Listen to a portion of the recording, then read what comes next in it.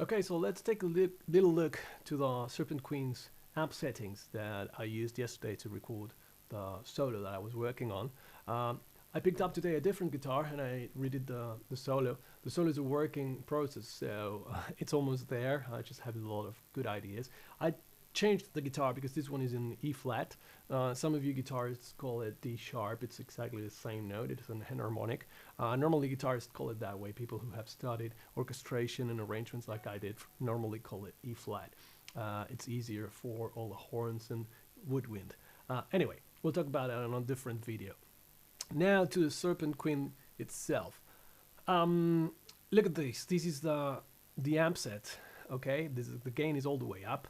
The Serpent Queen has two different kind of settings, the overdrive and the high gain, which is around here. I used it, of course, on the high gain. I turned the volume a little bit up, then I'm going to work with the audio on the Logic, that it's the one I'm using, the DAW that I'm using. The treble is a little bit over 9 o'clock, and I'll explain why later. The middle is a little bit over 3 o'clock, it's almost 4 o'clock, and the bass is all the way up. I really want that low end on the guitar. The presence knob has worked like really well. Presence, for those of you who are not used to use it, basically enhances the middle ranges a little bit. It's different kind of middle, but it's basically that. Then I used a little bit of distortion pedals that come with the amphub, and I really like them actually, the Brit Drive Red and the Bolt Drive S1. They're not tweaked up now because I'm going to show you how they sound without it and then later on with it. So this would be the sound of the guitar just playing with the amp. This is a 7-string guitar, so I had that really low. And if you didn't notice, I posted on the last video, the rhythm guitars are done with 8-string guitars. I'm going to show you later how I did that too. So this is the sound of the amp. And for example, in the first part of the solo, it would sound like this.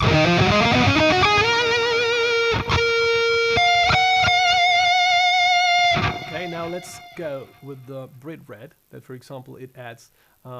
When you use the overdrive pedals and distortion pedals, what I tend to do is I try not to use as much gain in the pedal. I tweak the volume as much high as I can. What you want actually, if you were using analog pedals, is the circuitry working in there, not necessarily the distortion. And what you're doing is you're overdriving the input. That's why they're called overdrives. And basically that's what you need, just writing a lot of input into the amp. So look, the volume is over 9 o'clock, the treble is at halfway, middles are at 3 o'clock, and bass is almost all the way up. So gain, it's just a little bit over 4, almost 5 o'clock. So let's hear without it. Again, this part.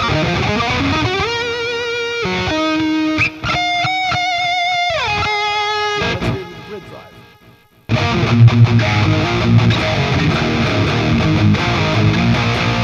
And the solo part.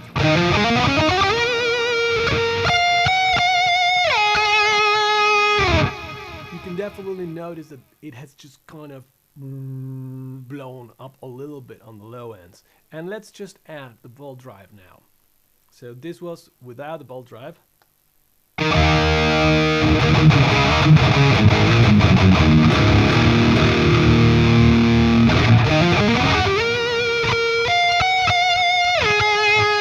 let's put the Bolt Drive on.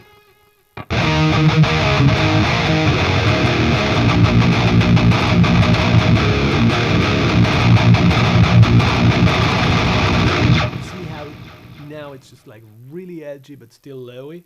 And now to the part of the solo. The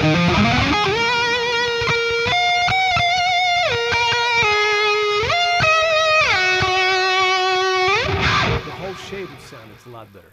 If you realize I'm not using right now the effects that come in the amphub. Not that they're not good, they're actually amazing. But since I'm going to basically synchronize all of the effects later, what I'm using is using the effects on Logic. To this particular channel, I'm not using them now. I can just turn them on so you can hear them. And now it's going to be...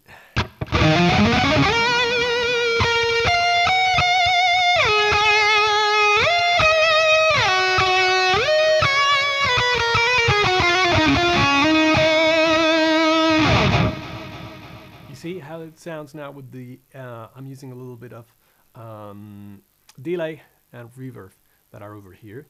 All right, they're just put on a separate auxiliary channel.